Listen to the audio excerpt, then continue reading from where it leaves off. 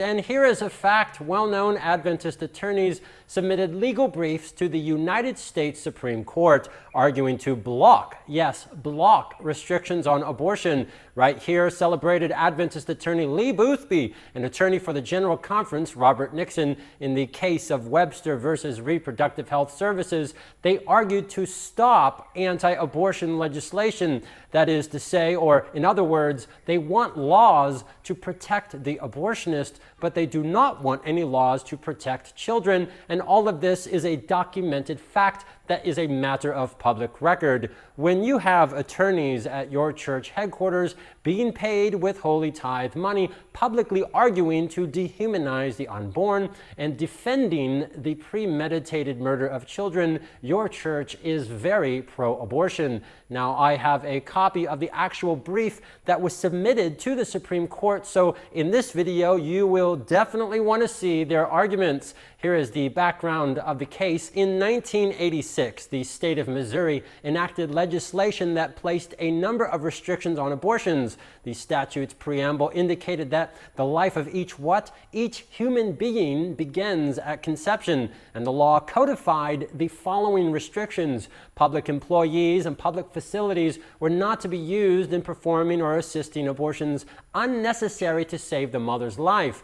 Encouragement and counseling to have abortions was prohibited, and physicians were to perform viability tests upon women in their 20th or more week of pregnancy. This legislation was then struck down by the lower U.S. District Court and the U.S. Court of Appeals on the grounds that it violated Roe v. Wade. William Webster, who at the time was the Missouri Attorney General, he appealed the decision to the Supreme Court. It was argued before the court in April of 1989. Now, for those of you who do not know, amicus curiae or amicus curiae, I've heard people say it different ways, is a Latin phrase that means friend of the court, like the Spanish word amigo for friend. So amicus briefs, you could remember as amigo briefs, are filed by people, businesses, organizations who are not a party to the case, but who have an interest in the outcome of the decision. In this brief, Americans United for Separation of Church and State takes no position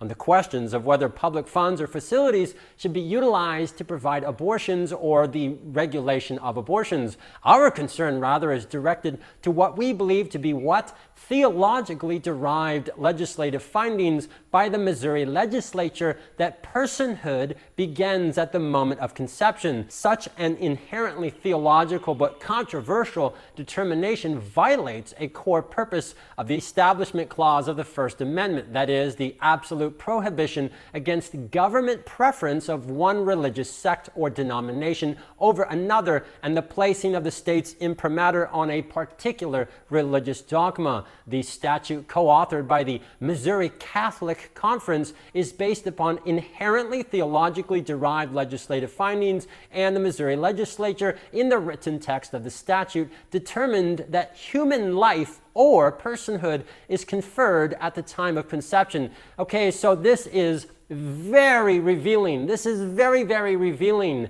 The Seventh-day Adventist argument is that because the state claims that human life begins at conception, this is wrong, because according to Adventists, when human life begins is purely a theological question. Also notice very carefully, this is very important, they conflate human life with personhood. This is important because Adventists, especially in North America, who try to defend abortion, like to use this magical phrase, personhood, as if the unborn child is not a human and not alive and has not achieved the mysterious and magical status of being a person. However, right here, notice this, they blatantly deny that the unborn is even a human or alive, which again is in your face, black and white evidence that top church leadership have for decades believed that the unborn is not a living human being, which of course has all sorts of problems, the greatest of which is If Jesus was not a living human child in Mary's womb, then what was he? What did the Holy Spirit conceive? Was it a kangaroo? All of the authors of the Bible, when under inspiration, all unanimously referred to the unborn as living human children, sons, babies, and brothers. Are they all wrong? The angel Gabriel, who stands in the very presence of God, declared that John the Baptist was a human son from conception. Are angels who come from the presence of God, are they also wrong? And the obvious, of course, if the unborn is not alive, then why try to kill it? How can you kill something that is not alive? And if we all have a fallen human nature, then please explain, how did we receive that nature if we did not become humans until after we are born? Did we all get a fallen nature from osmosis, or maybe breathing in the air? But it gets worse. Look at this right here. Determined that human life or personhood is conferred at the time of conception. Such an idea is not subject to what? Not subject to scientific or medical confirmation, and has always been viewed as theological in character. In order to appreciate the absurdity of this statement, remember that this is the year 1988. 10 years earlier, Louise Brown, the first test tube baby, was born using in vitro fertilization. The egg was removed from the woman's ovaries and fertilized with a man's sperm in the laboratory, and then implanted back into the mother's uterus, where the baby develops to term. This instantly became international news in front page headlines all over the world. If these Adventists made such an absurd statement in the 15th or 17th centuries, we could cut them some slack. But this claim here was well over 100 years since the discovery of life at conception, and it was a full 10 years after this biological scientific fact was published all over the world. Always has been viewed as theological in character. That's nonsense. That's absolutely not true. Priests or theologians had nothing to do with the conception of Louise Brown. These were doctors and scientists who have precise definitions and who know when life begins. Furthermore, so sloppy is this brief that they don't even provide a definition for either human or life, because if they did so, it would only highlight the absurdity. In order to define when life begins, you have to have a definition for life itself, but of course they don't provide it. The Missouri legislature, however, clearly predicated its legislation on a purely theological finding, a finding which has not been validated by a consensus within the medical or scientific communities. Dr. Robert George is the McCormick Professor of Jurisprudence and Director of the James Madison Program in American Ideals and Institutes at Princeton University. He is also frequently a visiting professor at Harvard Law School. I contacted him and asked for his response to this claim, and he was gracious enough to reply. Not only is the proposition that a human being, a living individual member of the Homo sapiens species, comes into being at conception not a purely theologically derived conclusion, it is a plain matter of biological fact, attested to by all of the leading authorities in the major texts in human embryology and developmental biology. Please see the sources cited in my book Embryo, which, by the way, is an excellent book, and in the following journal.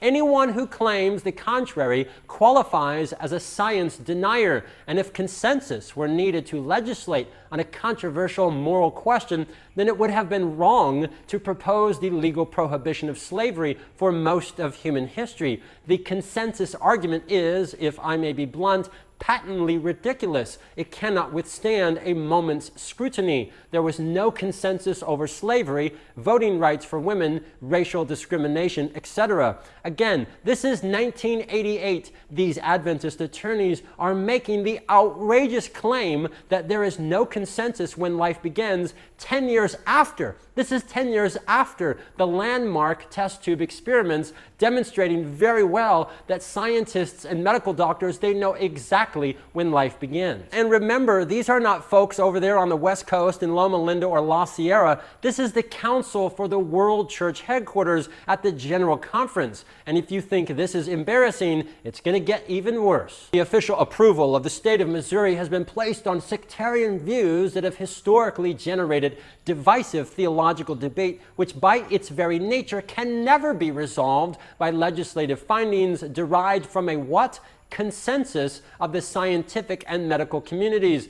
Did you see that? They say that this is theological because it has not been validated by a scientific consensus. But then they make the outrageous claim that it cannot be validated by a scientific consensus. They say that consensus does not matter, but then they say even if there is consensus, it still doesn't matter. This is complete nonsense. The word adduce means to present evidence. In the Adventist Review right here, July 6, 1989, they reported on this specific brief, and speaking of the humanity of the unborn child, they write, "No one adduced because no one could have scientific or medical confirmation of the idea that the unborn child is a living human being." You have the flagship journal of the Worldwide Adventist Church publicly stating in 1989 that nobody could have provided evidence that an unborn child is a living human being. There's just no words for this. This is completely insane.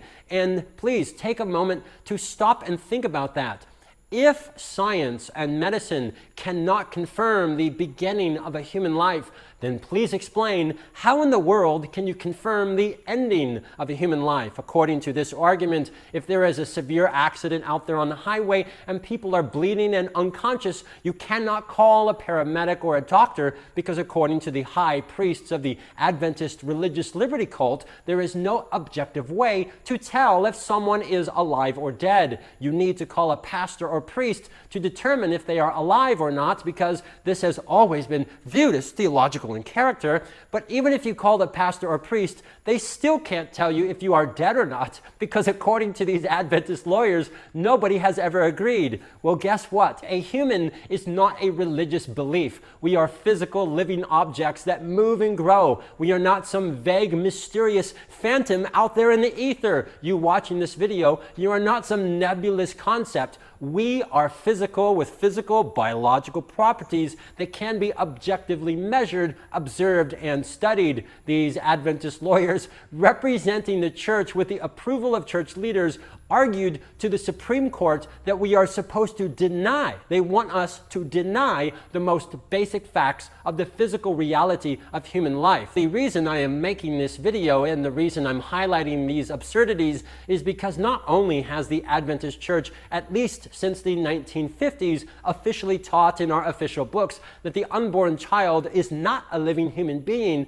but this remains the official teaching even until today in 2020. These absurd arguments are still the official teaching found in our official dictionary and in the official church publication, What Seventh-day Adventists Believe, and I have documented this in greater detail in other videos like this one right here, so please see that to learn more. And another very important reason for this video is because it demonstrates that it's not just about abortion in our hospitals. There is something about this that's much, much, much bigger. This argument made no claims whatsoever to health care for women or anything like that. This is purely religious. These Adventist lawyers defended the murder of children as a religious issue which would prohibit the state from getting involved. There's so many people who get all wound up about abortion in our hospitals, but people do not realize that this is much bigger. This is a much bigger spiritual,